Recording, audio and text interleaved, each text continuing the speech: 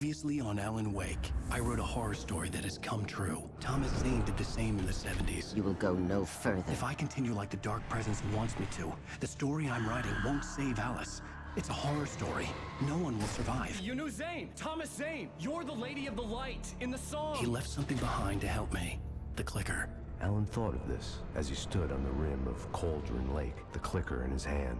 He took a deep breath and jumped. I can get to her now. I can finish this.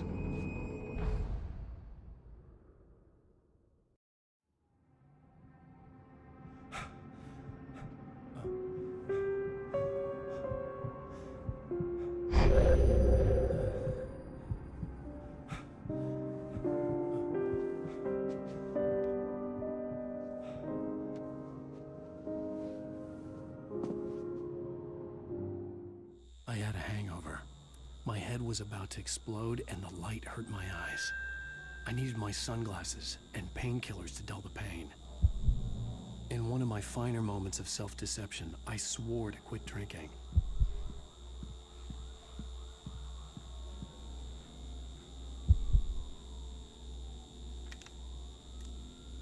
The sunglasses made the world look bearable. Now I could keep my eyes open without feeling like a vampire in the sun.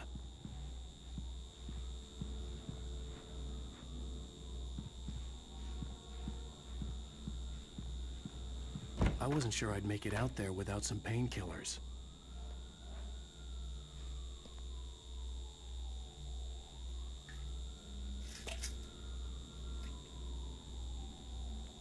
The pills worked fast.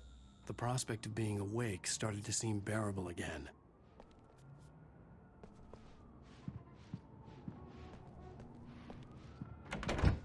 There was a message waiting for me on the machine.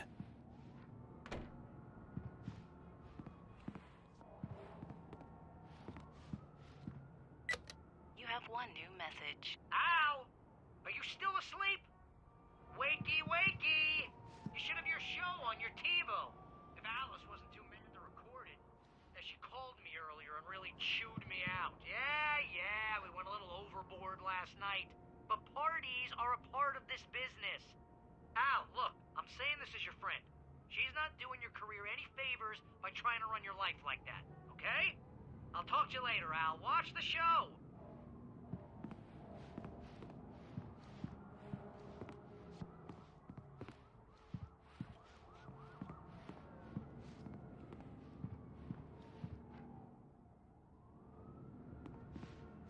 I'd been a guest on the talk show the previous night, talking about my latest book. The show was supposed to be waiting for me on our TiVo. Ladies and gentlemen, welcome back to the Harry Garrett Show. Thank you. Thank you, everybody. We have a great show tonight. I've been talking with the best-selling author Alan Wake about his new book, The Sudden Stop. Yeah, good read. Go buy it. No, it is a good read. Look, I'm gonna be honest here. Is that wise? No, but I'm gonna do it anyway. I got people who give me the lowdown on books. I'm a busy guy. But this one, I actually read from cover to cover. I mean, I'm a big fan. Wow, thanks.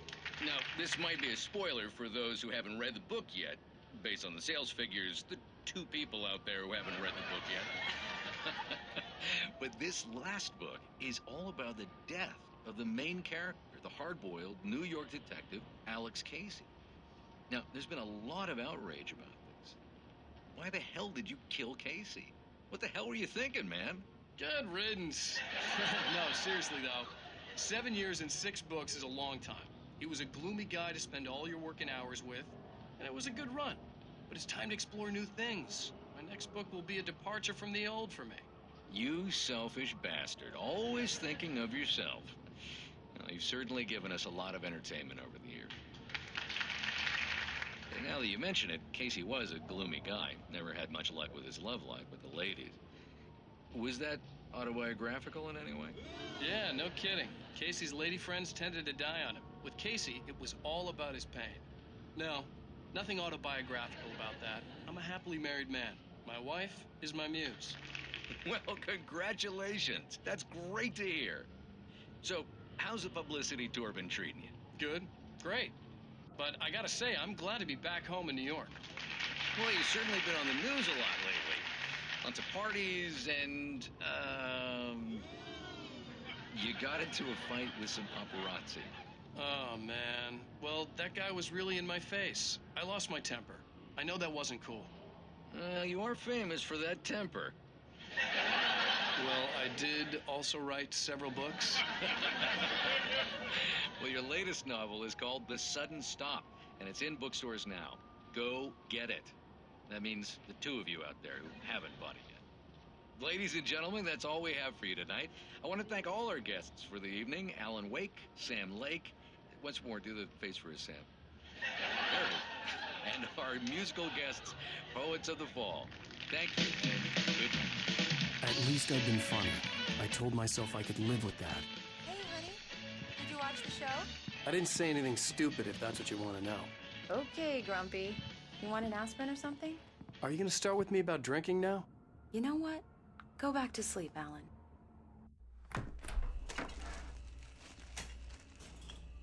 What? Now you can't even talk to me? Well, this morning I was angry because you said you'd be home at midnight and you showed up at 7 a.m. and passed out in mid-sentence. Now I'm over it. Are you angry? This goddamn tour. It's gotten out of hand. Oh, honey. It's almost over, right? We can get back to normal. Then you can start writing again. I'm sorry, honey. Alan, you're not thinking straight. Just take a shower and go back to bed, huh? Yeah, you're right, honey. I'm sorry. Once this is over, let's go away together. A vacation. Just you and me. Some peace and quiet.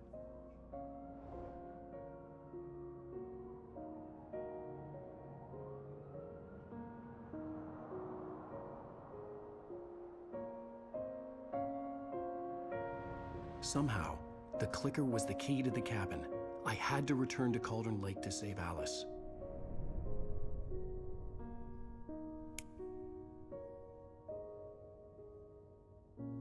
I'm going back to the lake to finish this. I'm going to write an ending to the story in the manuscript on my own terms, to make it all right. Why can't you just write it here? The last page is still in the typewriter. I need to read it first. Everything needs to be just right. Zane tried to cut some corners, and it didn't end well. Okay, ready when you are. I'm sorry, Sarah, but I need to do this alone. Barry, take her gun. Miss Weaver, close the door when I leave.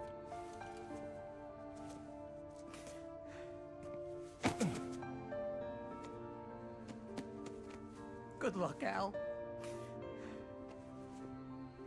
See you later.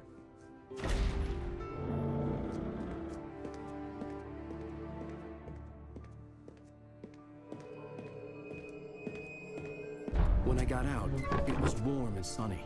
I'd flicked the switch of the clicker. Had it done this? I didn't stop to question it. I had to take advantage of the sunlight to get to the lake. On Zane's page, I'd stood on the rim of Cauldron Lake, about to use the clicker. That's where I was headed.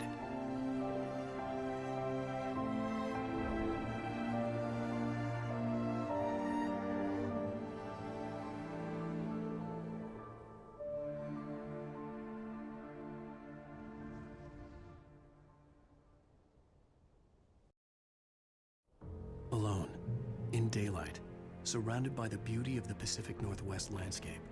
It was hard not to let doubt creep in one last time. I could still chalk everything up to a dream, a delusion. I had enough imagination to make up something like this, having been in the cabin all this time, trapped in a story inside my head, gone mad from grief over Alice's death like Hartman had claimed. There would be no way of knowing. I told myself it didn't really matter. My course was set.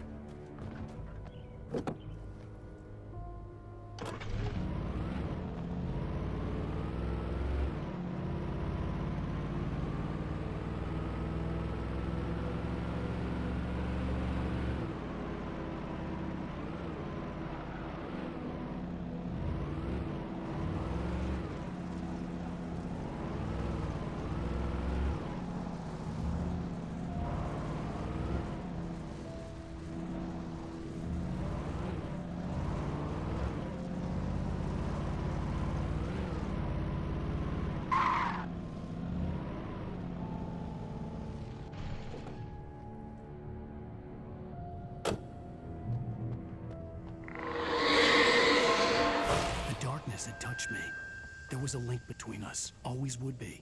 I could feel its presence again, getting closer.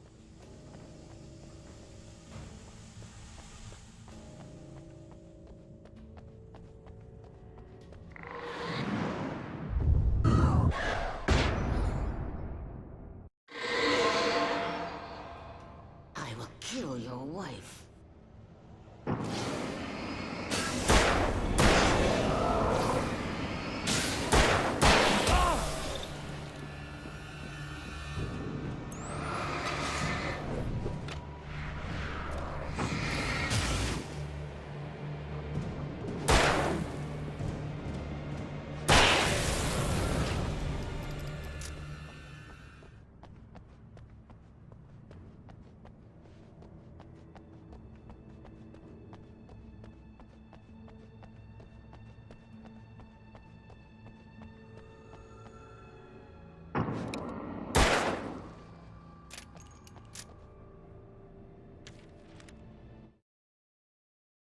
The Dark Presence was no longer trying to capture the writer so he could create the ending it wanted. The writer knew too much. He was too strong. And he carried a weapon left behind by Thomas Zane, something that could hurt it. Now, the darkness was doing everything in its power to simply stop the writer from ever reaching Cauldron Lake and the dark place it came from.